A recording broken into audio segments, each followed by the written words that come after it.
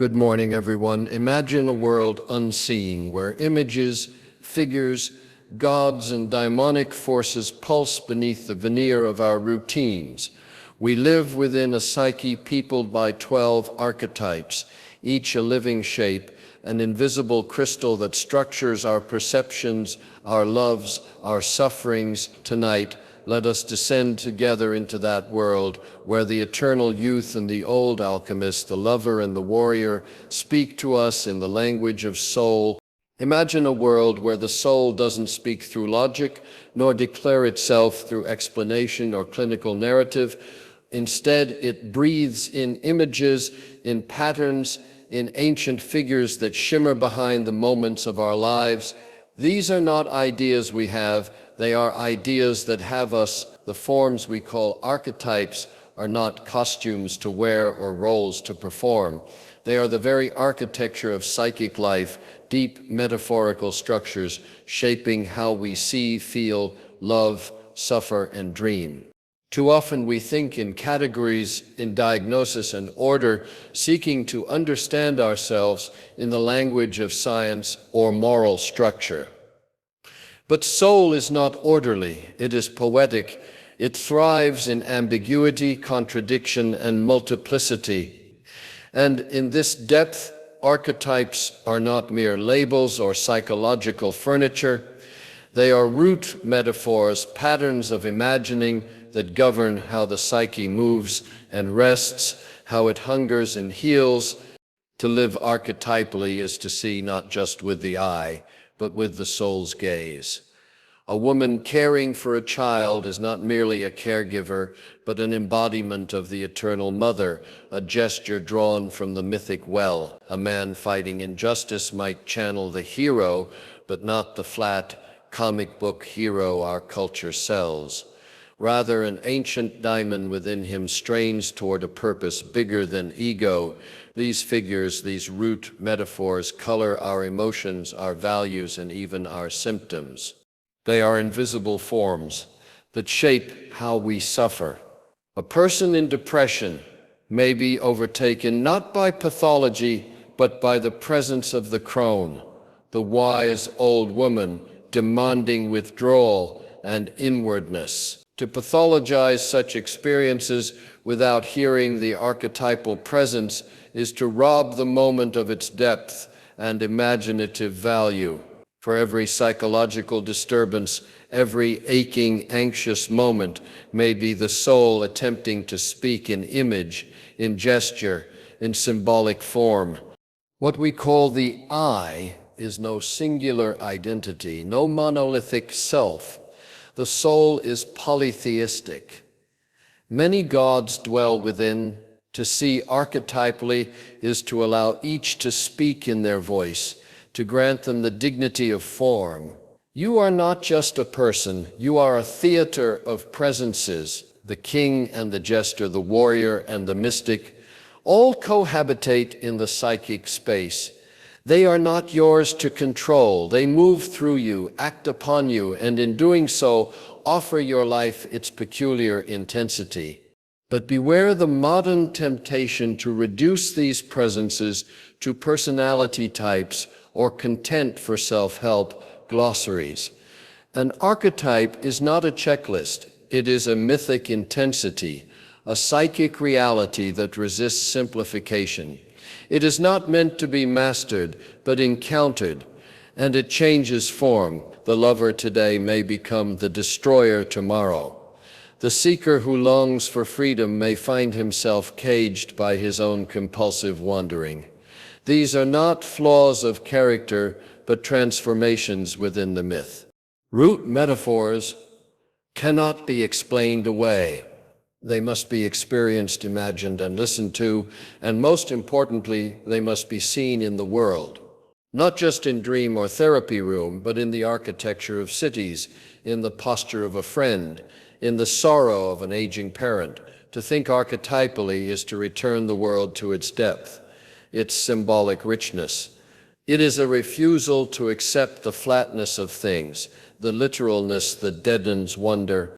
There is something erotic in this way of seeing, not in the romantic sense, but in the classical Eros, the soul's longing to connect, to move toward beauty, to reanimate the world with meaning. Archetypes, as root metaphors, open a path for Eros to move. They draw us toward images that speak, and in those images, whether a painting, a myth, a gesture, or a tear, soul finds its language. This is not a system to believe in. It is a way of seeing, a lens through which the world becomes again alive with psyche, and in that seeing, the smallest events become magnified with symbolic charge. A lost key, a strange encounter, a familiar dream, all can be doors into deeper realities.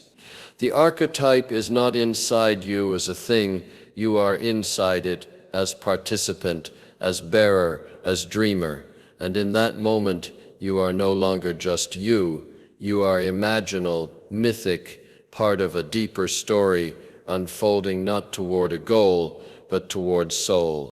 The notion that there is a single, unified self is a modern fiction, one born of rationalism, efficiency, and the anxious desire to control. But the psyche in its depths is anything but singular. It is not a neatly governed monarchy ruled by a central ego. It is a bustling, polytheistic city of voices, drives, moods, longings, fears. The soul is crowded. Inside, we do not find one truth or one identity. We find a pantheon. To speak of a polytheistic psyche is to begin to honor its complexity, its contradictions, its multiplicity. Within one person may live the child and the sage, the rebel and the priest, the lover and the destroyer. These are not phases or mere masks. They are enduring presences, each with their own tempo, their own desire, their own necessity, and they do not harmonize. They pull in different directions, oppose each other, make impossible demands. Yet this inner dissonance is not dysfunction. It is the very condition of soul. What we mistake for confusion or inconsistency is often the movement of these many figures within. You might wake in the morning with the ambition of the hero, clear, directed, burning with purpose. By afternoon, you are overtaken by the melancholy of the orphan or seduced by the trickery of the fool. And you wonder, which one is the real me? But this is the wrong question. None is the real you. Or rather, each is as real as the other. The soul is not a singular self, but a theater of characters, a rotating cast, each stepping forward, then receding. These inner figures are not illusions. They are not symptoms to eliminate or phases to grow out of. They are gods in the old sense, archetypal presences, psychic realities that do not die with myth, but live on in emotion, in fantasy, in behavior. When a woman falls in love and loses herself, what overtakes her is not madness. It is the archetype of Eros, Dionysian ecstasy, a possession of the soul when a man cannot stop perfecting, judging, organizing. Perhaps he is not merely a perfectionist. Perhaps the figure of the Senex, the old man, is speaking through him. To view the psyche this way is to allow for dignity in contradiction. You can long for intimacy and fear it at once. You can feel rage and tenderness simultaneously. You can sabotage what you most desire. This is not weakness. This is the polytheistic condition where no single God is sovereign, where the soul shifts from one form to another endlessly. There is no final arrival, no resolution, only an unfolding of tensions that define us. Modern psychology too often seeks integration, wholeness, unification. But wholeness, if it exists, must include the broken parts, the shadowed figures, the ones we reject. A psyche that honors its many gods does not rush to reconcile them. It allows them space. It gives them voice. The purpose is not harmony, but presence, not curing, but witnessing. The soul does not need to be saved. It needs to be seen. And this polytheistic vision extends beyond the individual. It is not just a model of the self, it is a way of being in the world, a culture flattened by monotheism, by one truth, one system, one right way, is a culture hostile to soul. A polytheistic psyche resists such flattening. It demands nuance. It thrives on ambiguity. It values the irrational, the mysterious, the poetic.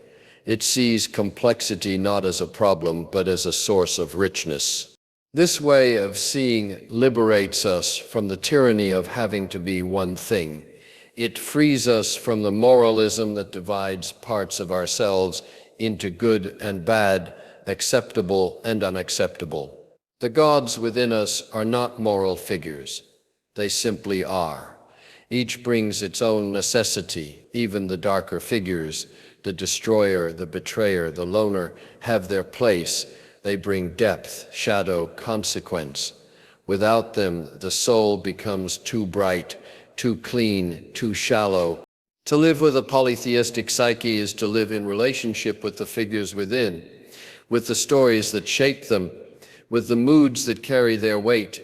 It is to listen rather than command, to make room rather than judge, to descend rather than rise. It is a slower way, a more poetic one, but it is the path that leads not to certainty, but to depth. And in that depth, we find not answers, but soul. Imagination is not something added to life like decoration to a room. It is the very substance of the room itself. It is not escape, it is entry, the entry into depth, into soul, into the multiple layers beneath what is merely seen or named. Imagination is not fantasy in the shallow sense. It is the interior lens through which soul perceives, understands, and reveals itself. It is how the soul speaks, not in logic, not in prescription, but in image. To imagine is to see through the literal, through the factual, through the face value world into its symbolic depths. We do not imagine to deny reality, we imagine to recover it. For what we call reality is too often a dried husk, a surface devoid of resonance. But imagine a tree not merely as wood and bark, but as rooted presence, as vertical axis, as ancestral witness. That shift, subtle, quiet, slow, is what restores soul to the world. We think it's the world that has grown mute, but it's our sight that has dulled. Imagination reanimates it. In the movement of imagination, nothing is fixed. A wound becomes a doorway. A mood becomes a god. An illness becomes a myth waiting to be told. It is not interpretation that gives these things value. It is presence. To stay with the image as it is, in all its ambiguity and depth, without dissecting it into causes or solutions. Analysis kills the butterfly of meaning. Imagination watches it flutter. The symptom, when seen imaginally, is not something to be eliminated. It is something to be heard. That recurring panic is not a malfunction, but a message. That sadness is not weakness, but a visitation. We have become so obsessed with explanation that we forget how to listen, but imagination listens. It does not rush to fix. It leans in like an old poet by the fire, waiting for the story to tell itself. And this listening is not passive. It is devotional. Imagination gives dignity to what seems irrational, emotional, absurd. It says, stay with the image. Let the anxiety speak. Let the dream unfold. Don't interpret too soon. Let the figure in your dream stand in its robe. Speak in its strange voice. Don't shrink it into metaphor. Don't flatten it with theory. Let it live. There is a quiet violence in the modern mind, the need to know, to label, to treat. But the soul is not a mechanism. It is a mythopoetic field, shaped not by mechanics, but by metaphor. Imagination is its method, because imagination honors multiplicity. A lion in a dream can be strength, hunger, rage, kingship, or none of these. The point is not to solve it, but to be with it, to stand before it like a priest before an altar. Imagination reveals the inner world in color, in contour, in gesture. It doesn't flatten, it deepens. In a literal culture, this depth is dangerous. It slows us down. It asks us to reflect, to sit with uncertainty, to feel more than we know. But it is only through such depth that transformation becomes possible, not improvement, not adjustment. Transformation of the very way we see, feel, move, relate. In this way, imagination becomes not just a tool, but a discipline. It trains us to see meaning where others see mistake. It helps us to relate to our own lives as if they were works of art, unfinished, symbolic, full of tension. Imagination doesn't reduce suffering, it gives it shape. It offers it back to us in a form we can carry. The world is not lacking in information, it is lacking in imagination, and so are we. Not the imagination of wishful thinking, but the imagination that stays close to image, to symbol, to mood. The imagination that sits beside the wounded part and asks, "What story are you trying to tell?" That is the imagination that heals, not by curing, but by witnessing. We must unlearn the idea that to know something is to name it. Soul does not yield to facts. It yields to symbol, to story, to image. To live imaginally is to trust the indirect path, to follow the shadow rather than the spotlight, to let things unfold rather than be forced. It is not a method of solving, but a way of being, with mystery, with multiplicity, with soul. And so we turn again and again to the image, not to break it down, but to bow before it, to dwell in it. Because when we do, we find that the image is not a reflection of reality, it is reality seen from the heart of the soul. A symptom is not merely a disturbance in the system or an error in functioning. It is a cry, a messenger, an event of the soul. The modern mind asks, "How do I get rid of it?" But the deeper question, the one the soul asks, what is it saying? Symptoms speak in strange tongues. They come cloaked in pain, in repetition, in irrational images and behaviors that defy explanation. But behind every symptom is a story, not a diagnosis, a myth waiting to be heard. We are trained to see suffering as a problem to be solved, a defect to be corrected. Yet the soul doesn't suffer by accident. It suffers toward meaning. It suffers because something larger is trying to come through, a recurring anxiety, a depressive spell, a sudden compulsion. These are not breakdowns, they are breakthroughs in a language that has been lost. And the mythic imagination is the only one capable of translating them. To see a symptom imaginally is to move from pathology to presence. It is to drop the search for causes and enter into a relationship with the image. The image of the wound, the fear, the loss. It holds a form, a shape, a character. Perhaps it is an old god returning. Perhaps it is the child who was never mourned. Perhaps it is death, asking not for fear, but for reverence. When we speak of myths, we do not mean fables or fiction. We mean the eternal patterns of experience that move through every human life. There is no depression without Hades, no rage without Mars, no wound without Chiron.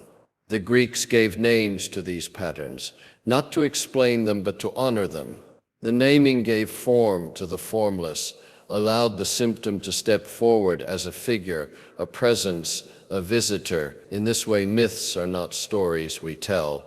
They are stories we are told by the soul through suffering. To suffer mythically is different than to suffer clinically. Clinically, we are observed, measured, managed. Mythically, we are initiated. The symptom becomes a threshold, a descent into the underworld, a confrontation with some part of ourselves we have long exiled, but now it knocks at the door, hungry, orphaned, and powerful. When we open the door, we do not find a problem. We find a God. The soul does not want to be cured. It wants to be heard. And in the hearing, in the de-attention, something shifts. Not because the symptom disappears, but because it gains dignity. The panic becomes a voice. The grief becomes a ritual. The compulsion becomes a mask worn by a forgotten figure in the psyche. And once the figure is seen, the drama changes. But we are taught to resist, to medicate away, to busy ourselves, to label and silence the parts of ourselves that are loud and inconvenient. And in doing so, we exile the very material the soul uses to grow. We abandon the wound instead of descending into it. We deny the myth instead of letting it tell us who we are becoming. There is a necessity in symptoms. They are not random. They come with timing, with pressure, with rhythm. They belong to the seasons of the soul. A person may walk into winter emotionally, and the culture says, cheer up, take something, get back to work. But the soul says, mourn, withdraw, turn inward, let go. The symptom does not want to be solved. It wants to be followed. Every culture has its myths, but few modern people live within them consciously. Yet the myths are not gone. They have simply gone underground, into the body, into behavior, into symptoms. The unlived myth becomes the unhealed wound. And the wound, when honored, becomes the site of revelation. We do not grow from perfection. We grow from the cracks. To live mythically is to begin to see life not as a straight line, but as a spiral, as a ritual unfolding. We meet the same pain again and again, not because we have failed, but because the image wants more depth, more feeling, more attention. There is something sacred in repetition, in the return. The symptom that won't leave is not punishing you, it's pointing the way. So we listen, we imagine, we give form to what feels formless. And slowly the soul begins to move again, not forward, but downward, inward, deeper, toward the myth beneath the symptom, toward the God who has always been waiting there, silent, patient, unbearably close. The soul doesn't wait for the extraordinary. It doesn't appear only in grand visions, spiritual ecstasies, or crises that tear the world apart. No, the soul makes itself known in the ordinary, the overlooked, the shadowed corners of daily life. It moves in the texture of the moment, in the sound of the spoon against the coffee mug, in the way light falls unevenly across the floor at dusk, in the hesitation before answering a question that touches something deeper than we expected. Soul-making is not an event, it is a way of being with the world. We have been trained to look up, to ascend, to transcend, to rise above. But the soul moves downwards. It descends into experience, it deepens, it thickens, it roots itself in place and in memory.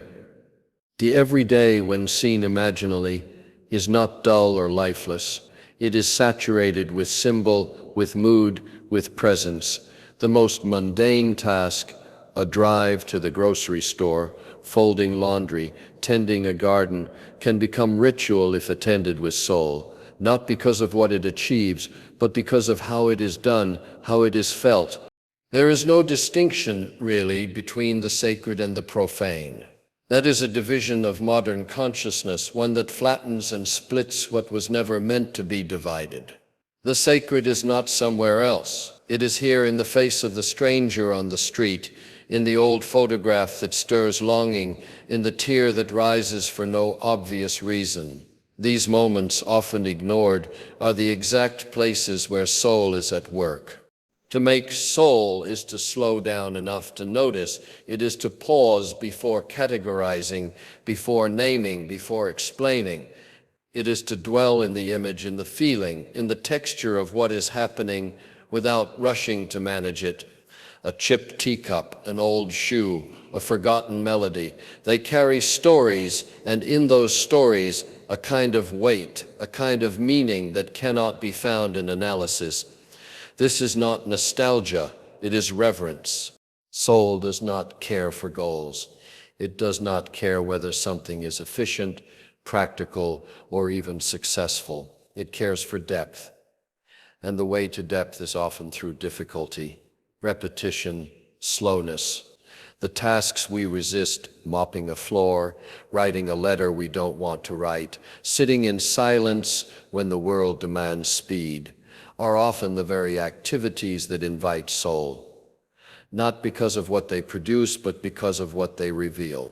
There is a kind of beauty that appears only when we stop trying to improve things, when we stop treating life as a project and start treating it as a poem. The worn face of an old man waiting at the bus stop, the cluttered corner of a child's room, the way a woman carries her grief in her shoulders as she walks. All of this is art if we have the eyes to see it, not museum art, but the art of living. The soul makes itself not only in love and joy, but in pain, in irritation, in confusion. These too are soul materials. A disagreement with a partner, the feeling of being lost in one's work, the boredom that stretches across an afternoon, each is an opening. Soul-making doesn't promise resolution. It invites participation, a willingness to feel more deeply, to imagine more freely, to live more truthfully. We do not make soul by running from suffering. We make soul by entering it, by letting it teach us its language. Soul does not want you to fix your life. It wants you to inhabit it fully. Not just when things are beautiful or meaningful, but when they are raw, fragmented, uncertain. Soul loves the in-between, the threshold, the transition, the unfinished. Everyday life, seen through this lens, becomes mythic. Not in the sense of inflated grandeur, but in the sense of archetypal significance. A mother packing a lunch is Demeter in the kitchen. A teenager wandering through heartbreak is Psyche on her journey. The businessman staring out the window is Odysseus longing for home. We are living myths, whether we know it or not. So we begin again. We make the bed. We water the plant. We hold a gaze a moment longer. We say the thing that trembles on our lips. And in these small acts done not for achievement, but for presence, the soul takes shape. It thickens the world, it brings color to the gray. It makes the ordinary shimmer with depth. This is soul-making, not a task to complete, but a way to live. A remembering that everything counts, that nothing is beneath attention, that the divine is not elsewhere. It is here, always here, hidden in plain sight. And now, friends, I offer this final thought. To explore the 12 is to hold a compass of the Kishi, but this compass is alive. It points not north, but into the depths of your soul. May you wander these archetypal landscapes with curiosity and reverence, so that every heartbeat becomes an act of soul-making. Let the 12 gods speak. Let your life become myth. Thank you.